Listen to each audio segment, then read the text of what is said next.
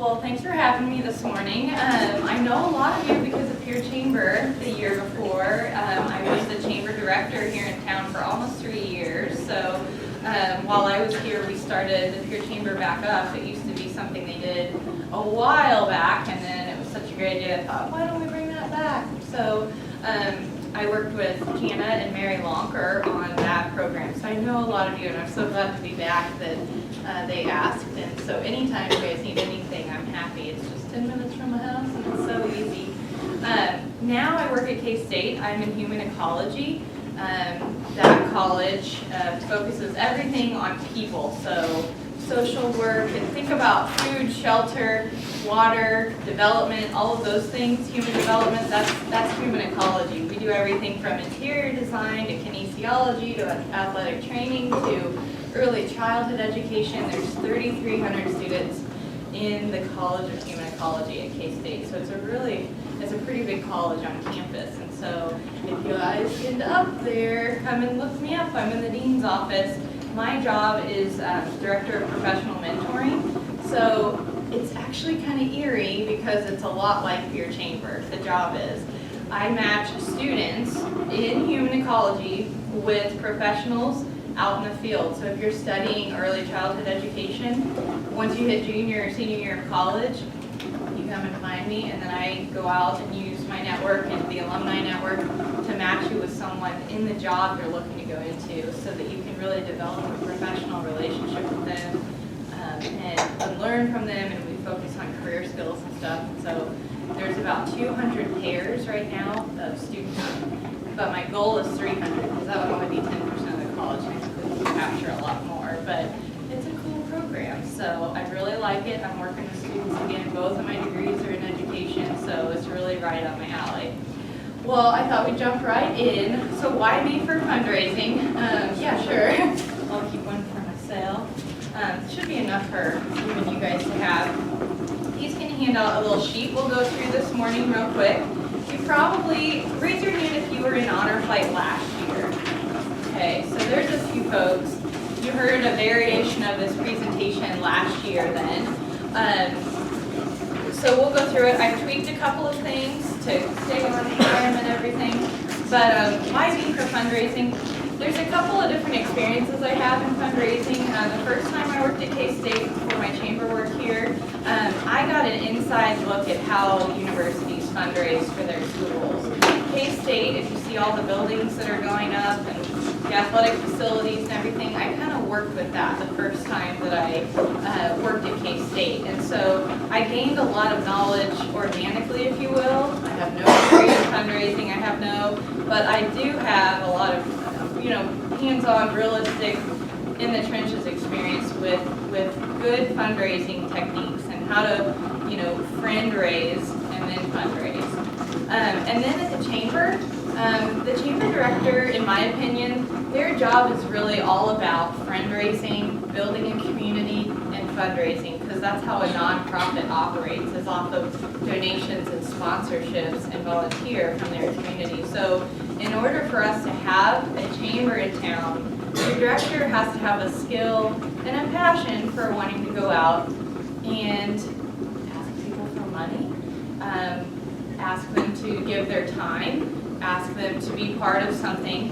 and that can be really hard to do. And I always like to share a little story of, growing up, I was always raised, don't ask people for money, don't ask, manners. So actually having a job where you had to go out in sales, I think sales gets a bad rap, but if you do it right, sales can be fun and easy, and you can build a program together with people. But fundraising does utilize some sales techniques. But if you do it the right way, you feel good about what you're doing, they feel good about what they're giving to, and you're able to accomplish some goals. So that's what we're going to go through today, okay? How many of you have gone out and, for lack of a better word, solicited for money? Solicited, which just means asking, going in, cold calling people, and just, maybe you've had to sell magazine subscriptions. That's kind of hard. Maybe you sold Girl Scout cookies.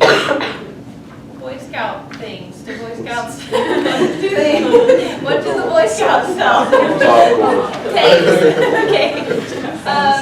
So you probably have a little bit of experience, and I'm going to guess, because if you're anything like me in my experience, all the way up until I was in my mid-20s, I would say, all of my experiences with money and asking people was just awkwardness and silliness and just, I feel so weird, and Mom, why can't you just buy all of these things so that I don't have to go door to door and ask, you know. The cool thing about what you guys are doing is it's nothing like that. You have an awesome purpose behind why you're going and asking people, and that's what I really want to focus on today. You have a really cool project at hand, which is the Honor Flight. I've seen it. I've seen what it does for the community. You have something to really develop your skills in fundraising, and that's what you're doing as a committee, as people that were selected to represent the Honor Flight, to be the brand for this Honor Flight for this year. Your heart's in it, your passion's in it, and you get the opportunity to go out to businesses and the rest of the community and get them just as excited. So excited that they want to fund it, okay? And so that's what your job is, and that's exciting. So there's 4 main steps. I've got a lot of quotes on here and just some different things that we'll go through, but I really like the top quote. I can't say it enough. People don't give to institutions. They don't give to organizations. They give to ideas that are meaningful to them. So if you can explain why something's meaningful, they're going to be more likely to give you in-kind donations, a monetary donation. Most people don't just simply give because you walk through the door, you know. They give because they were inspired by what you had to say and what you're working towards. And so that's the message that we're going to try to craft together today. There's a reason why you applied and wanted to be part of Honor Flight, and that's kind of the story you need to bring out when you're talking with potential donors, okay? So the first step is pretty simple. You've got to be organized. When you guys start formulating and thinking about who you're gonna approach in the community for donations, you need to be organized and be creative. Think about a list of possible donors. Since this is not your first year, you already have a base list of people that have given money in the past or donations of some kind. In-kind donations, that phrase just means things that aren't money. So maybe they give you snacks or gas or time of some sort. In-kind donations aren't monetary donations. So just kind of, it took me a while to figure that out. So formulate a list of possible donors. I suggest, the chamber has a good pulse on who's been, long-standing members, and then maybe there's new businesses that have opened and they're new to the community and they're looking for ways to get involved in something really neat and meaningful. Look at maybe some new members through the chamber or word of mouth. If you've heard of new businesses that have opened since last year, that's another way to capture and continue building your donor list for this project, okay, from year to year. And as you think about the donors, it's always good to understand them. Think about it from their standpoint. Why would they want to give? Never assume someone wouldn't want to give. Never assume someone would want to give, okay? Make it an equal opportunity for all the businesses. Because if someone finds out they weren't given the opportunity, no one came and contacted them, I know it's impossible to hit everyone. You're always going to miss someone or something. But if you made a valiant effort at it, I think that will be recognized. Never assume, oh, I just don't think that's up their alley. You just never know until you actually go and ask and start building that relationship. When you guys request meetings, letter C, request meetings in a professional manner. So that might be that you send an email that's professional, maybe it's a phone call. I really like this, I heard this at a customer service training once and it was just great. Every phone call has a future, not just with Honor Flight. Every phone call for you guys has a future. How you answer the phone, how you talk to someone on the phone, and email, because that's a big part of our lives these days. It has a future, so you have to think about it. Does it have a good future or a bad future? You're making relationships every time that you reach reach out to a business or an individual. That's a future. You might know it, not yet. You may not know why your paths are crossing, but you have to understand and realize that they're crossing for a reason, and never to burn that bridge. As you've probably heard, I like the idea of every phone call, every email, every interaction has a future, okay? So start thinking about that as you formulate your emails and talking points. I got an excellent email, and I'm sure this individual had some coaching, which is perfect. I got an excellent email from a Wamego Middle School student about some career skill development series that they're trying to put together. And, you know, excellent. Better writing than a lot of professionals I get emails from. So I know she probably had some coaching at 7th or 8th grade, but you know what? She's developing that habit and that skill, and I was more likely as a professional to even respond back and take her request seriously because she took the time to do it in a professional way, okay? And so letter D, start formulating ideas on how you can make a possible donor part of the experience or recognized for their contribution. So as you start to think about this, we have to start thinking, good thing I love a coffee. Oh, is it called? Oh my gosh, as you start to think about this, we have to detach our minds from thinking they're just people that give money, they're just people that, you know, they're donors. We have to start thinking, how can we make them part of the experience? How can we recognize them? How can we make them feel real ownership in it? You're going to get more donations. You're going to get more support, moral support, by making them part of the experience. And it doesn't have to be anything very elaborate. It just has to be well thought out, something that's considered. And I think that Honor Flight does this exceptionally well. And if I were talking to a different group about fundraising, I would refer them to Honor Flight about how they thank and show appreciation towards their donors. Because I think you do that well, so keep it up. Stay creative, always stay changing, think about new ways, but I think you already do a good job of how to make them part of the experience. So that's really good. So after you've been organized and you've made this list and you've kind of probably split out and decided who's going to go where and who's going to talk to this person and that person, you probably sent some emails requesting a meeting. Don't be afraid to follow up if you don't hear from people. You send them an email or a phone call. Business people are busy. They get sheets of paper and they put them in their inbox. If someone doesn't remind them, they're not going to look for it.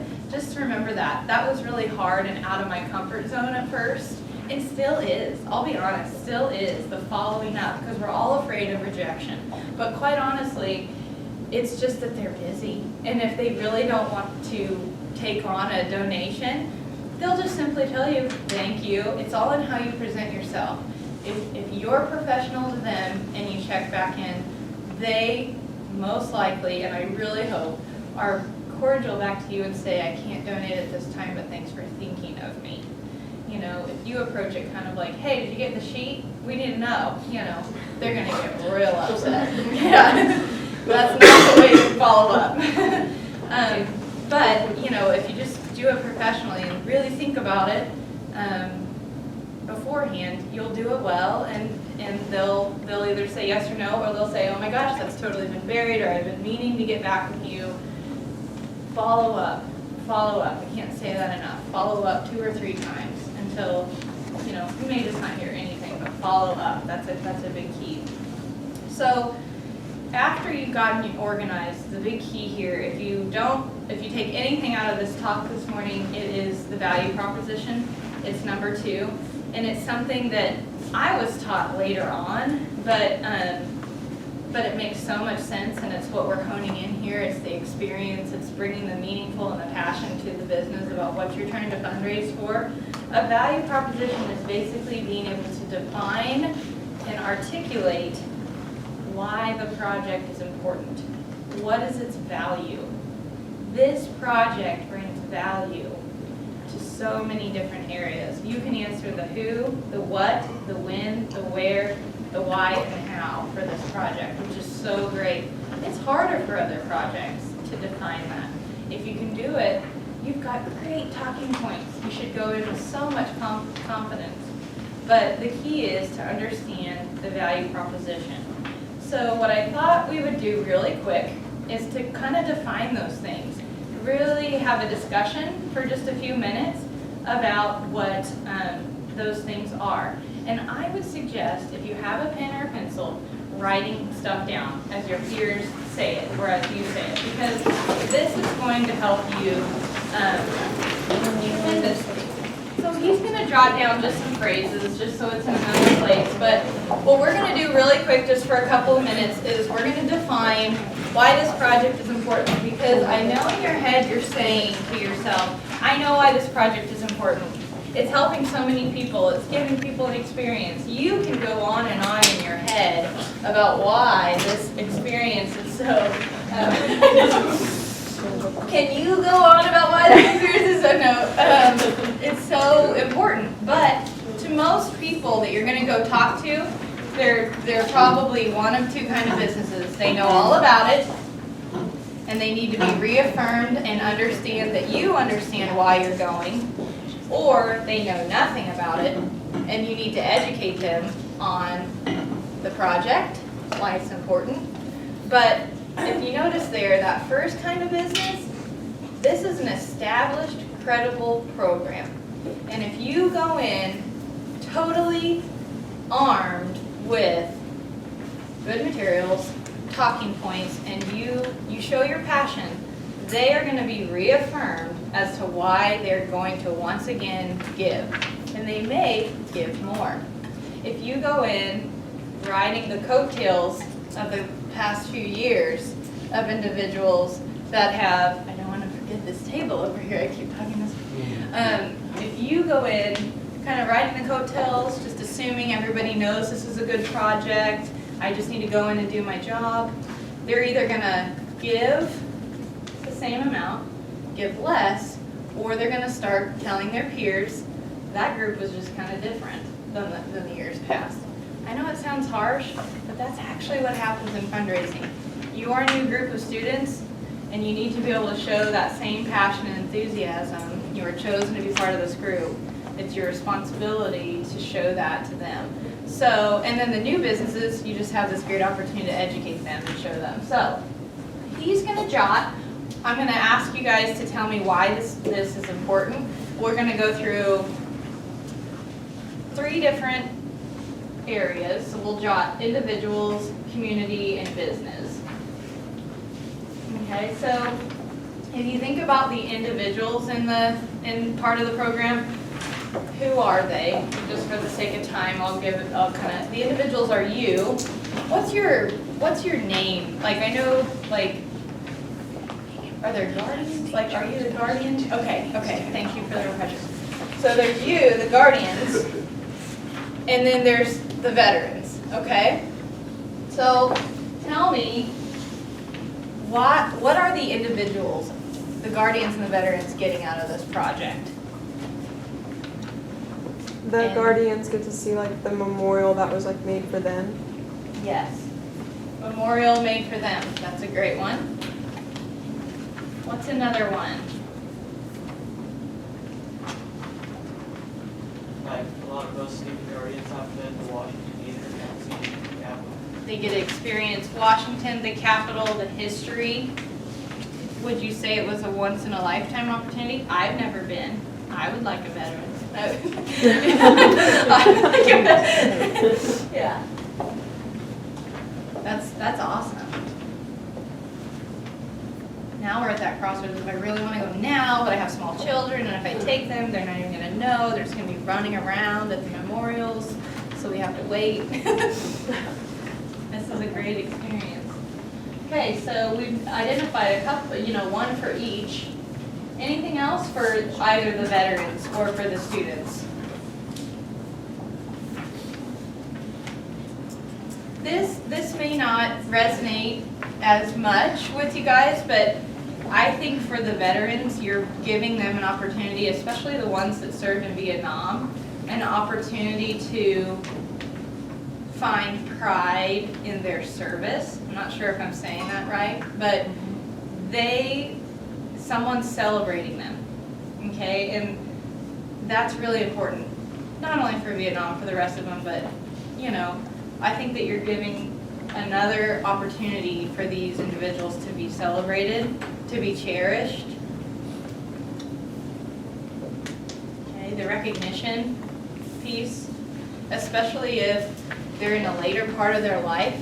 I'm now surrounded by human development people all the time, and sometimes they drive me nuts, but the gerontology people would tell you that something like this is still life-changing for them, even decades after they've served.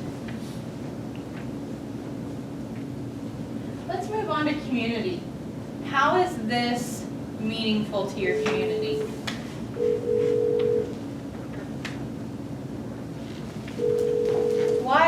Why does Wamego even need this? Why do we even care that we have this? It brings it and like we've said a lot of times, that it bridges the gap between the generations. Love it. Community unity and bridging of generational gap. That's really good. Yeah. That's two really good ones. Also, I don't think there's very many communities in Kansas that have this kind of program, especially for their area veterans, so it's a unique opportunity for the community to be able to take pride in. Okay, these are all great. And just as a reminder, what we're building here is the things the businesses are going to want to hear you say as you meet with them, because they want to know why. This is their hard-earned money. Why? They get knocked on, their doors get knocked on every day. I'm not even kidding, every day, even in Wamego, for money. So this is serious stuff, because you've got to be able to say why, okay? Anything else for community? This one is the hard one, okay? This one's gonna take a lot of coffee, a lot of donuts, and digging deep in the brain. Why is it, oh, good, homecoming. That's a huge piece. Yeah, because they probably already know, but a lot of them didn't get a homecoming. Right. Yeah, So yeah. for a lot of the guys, we talked about this, but when they go, that's great to see their nation's capital, but when they come back, there's the whole community's welcoming them home and thanking them. That's a big thing, and it provides a lot of healing for some of these veterans. Huge. This one's hard, but there's big benefit to business. And it's more about the relational side to business, but why do you think, if you were a business owner, why do you think a project like this helps them? Because on the surface, it just seems like it'd be a donation. And I've come armed with some good ones, because this is hard, you know? Any thoughts? I thought was, thank you. I think that you could easily say, do you employ veterans? Do you know a veteran? Do you and your family, or do anyone that you employ, are they related to veterans? Okay, so there's a relationship piece. I bet you there's so many more veterans in this community that you don't even know they're veterans, you know, because they don't, you don't wear it on a Tuesday wherever you're walking around. There's a lot of veterans in our community, being so close to Fort Riley especially. Sounds selfish, but the truth is, when a business can attach their name to a credible project like this, it gives their business credibility. So by donating to this project, they're supporting a meaningful endeavor. They're showing their support for something noble, and they're attaching themselves and their reputation to the good work that you're doing. And that gets recognized. That gets recognized. People are nosy. People look to see and that's not something I would say in your meeting. People are gonna look in the paper and see if you donated. You don't wanna say that. But people in general look to see who supported it. Whether they know they are or not, when they see the huge thank you ad, they're gonna be like, that's so great. And they start reading the names, and then they're gonna be so glad about that. But I guarantee you there'll be a couple that they're like, I wonder why they didn't. Whether it's malice or not, that's gonna go in their head. So I think that the important thing for the business piece, the meaningful part, is they can attach themselves to this project. They can have just as much pride in it. They can build their reputation off of being part of such a great reputational project itself. Does that kind of make sense? That one's a little harder, but there's actually big benefit for them to be part of this. And it's not, when it's spelled out correctly, like how he's put it on the board, you can do it in a way that makes them feel good about giving. We want you to be part of this. We want you to have the same passion we do. We don't want to do this alone. It's better if it's community. It's better if the businesses that we know are great in our community can attach to our project. You just have to be passionate about it in that way. Okay? So we spent a lot of time on number 2. What else before we leave? I just wanted to say that's an excellent point, because there were times when we were first starting fundraising that when you would talk with businesses, they would want to donate as a way to honor someone in their family. So the relationship piece with this, I mean, it's very rarely that you don't find someone who has some ties to a veteran, and a lot of times they're a veteran themselves. So that's an excellent point that Megan made. And this kind of speaks to community a little bit more, but it's area veterans with local guardians. So area veterans, we have veterans from Topeka, we have veterans from all over the state, and then they think of Wamego for this amazing opportunity that they've been given, or this experience that they've had a chance to be a part of. So they think of Wamego, and that puts Wamego, the community, in just a very positive light, not just locally, but statewide. That's an excellent point. Wamego is giving, and the businesses here are giving area veterans, statewide veterans, the opportunity of a lifetime. I think that's huge. And it can't be done without the businesses. And tell them that. It just can't be done without you, Okay. So what we've jotted here are those value propositions, because I've not gone into a fundraising meeting ever where I haven't had to explain how it doesn't impact the individual involved, the community involved, or the business involved. Every single time.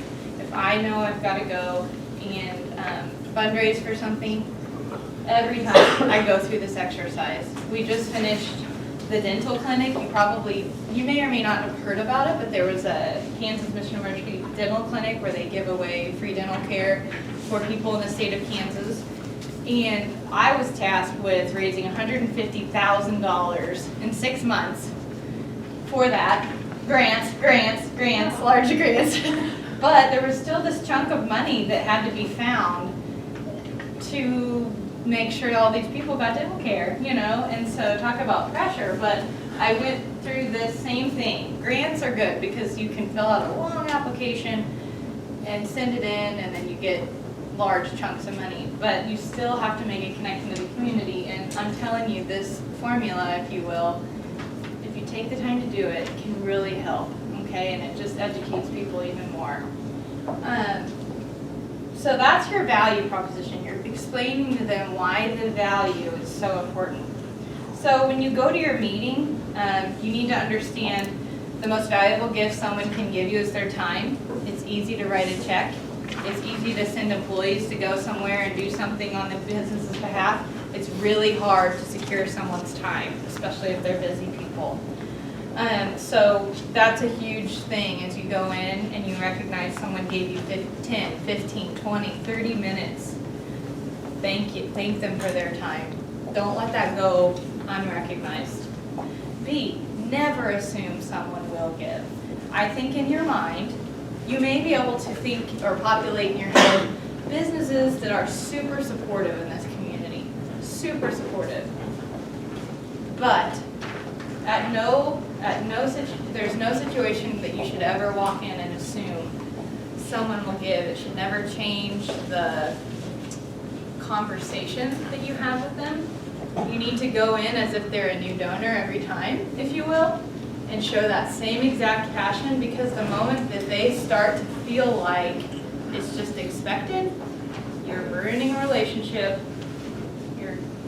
The credibility starts to go away for the program. Come in with the same passion and the same, we really need you type of attitude. Never assume, okay? I think that's probably one of the biggest pitfalls in small fundraising and large fundraising. People go in and they just expect people to give, and people get mad. They get mad, and I've witnessed a couple of times where very large donors in some situations that were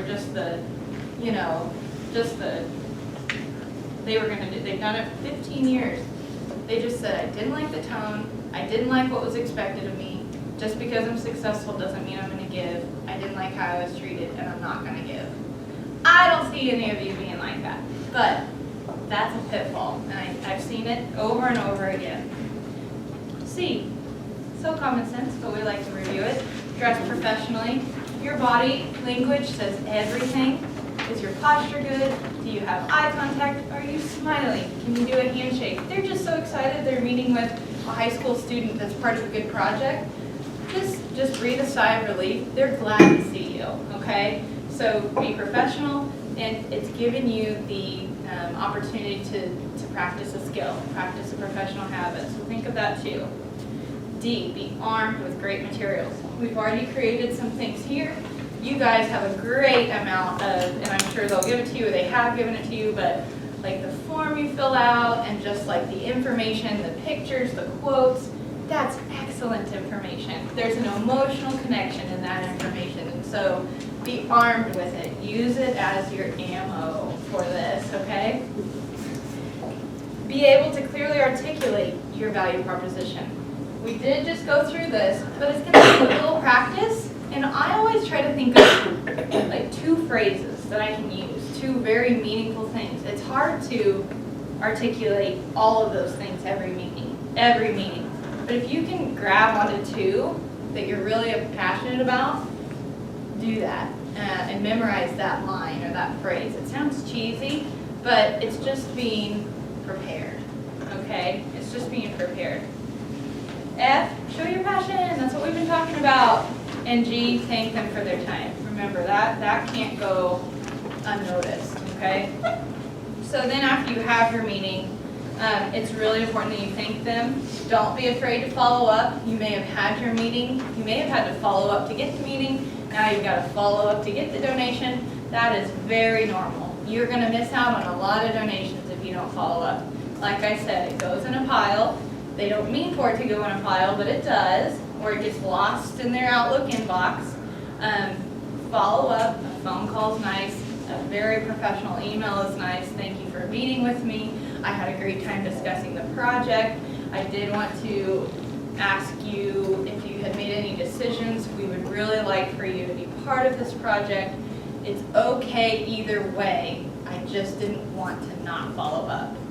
Sincerely, Tim. Okay, so it doesn't have to be long, and some fundraisers would say this is not okay to do, but I just personally can't do it. I always say it's okay if you can't donate or you're not able to donate. I just wanted to follow up because that's my personal, it's fine. You can't make anybody do anything. And they're more likely to maybe donate if you say that, in my mind. Or at least I tell myself that. I'll just go with it. So thank them, remind them, and recognize them. And I think you guys have great things in place, and that doesn't mean to say, okay, check it off the list. These folks over here have a great mechanism in place for the thanking. No. It's important that you recognize how they're thanking them, because you are going to be in a leadership position at some point in your life where it's going to be your job to do the gratitude. Take what's in front of you right now. Take what's set up in front of you. You have an excellent example to use in committees later. Okay, so don't just say someone else is doing that. Don't get caught in the weeds with it, but recognize how they're doing it. It's a great example. Jot that down. Okay. any questions about this. I think it's just being authentic, it's being prepared, and it's knowing why it's meaningful. And that's the key. They just want to know if you know, if they're already donors, and they want to know why, if they're new donors. If they're not donors, yeah. I have one more sheet before I go. I have the 40. And I just like to, I got this when I was your age, and I thought it was fantastic, and I've kept it all these years. If you want to give some out, keep one. I'm going to read it while he passes it out. It's a riddle. It's kind of long, but it's a riddle. But it has to do with everything you're developing in school, I think, and in your life. Who am I? I am your constant companion. I am your greatest helper or heaviest burden. I will push you onward or drag you down to failure. I am completely at your command. Half the things you do, you might as well turn over to me, and I will be able to do them quickly and correctly. I am easily managed. You must merely be firm with me. Show me exactly how you want something done, and after a few lessons, I will do it automatically. I am the servant of all great individuals, and alas, of all failures as well. Those who are great, I have made great. Those who are failures, I have made failures. I am not a machine, though I work with all the precision of a machine, plus the intelligence of a human. You may run me for a profit or run me for ruin. It makes no difference to me. Take me, train me, be firm with me, and I will place the world at your feet. Be easy with me, and I'll destroy you. Who am I? Little intense for a Friday morning. Sorry. Who am I? Gracie, she's so. I am habits. I am habits. Your habits make you or break you. And I know it seems like such an intense poem or riddle, but it's so true. The habits that we're making, everything we do, I can tell you, habit is my New Year's resolution for 2017. I've got some bad habits, and I've got habits there's things I wish I had that were a habit. And that's my resolution, and I just like this. I got it in high school, I hung it in my locker, I had this little folder back before like computers and like clouds and things, and kept it with me. But it's just, it meant something to me, and I thought it doesn't do anybody good just to sit in that file, so I'm habit, and what you're getting out of this experience is some really great habits in professionalism and being part of your community. And habits make or break us, and I think that we're always working on them, but think about it. I just really liked that.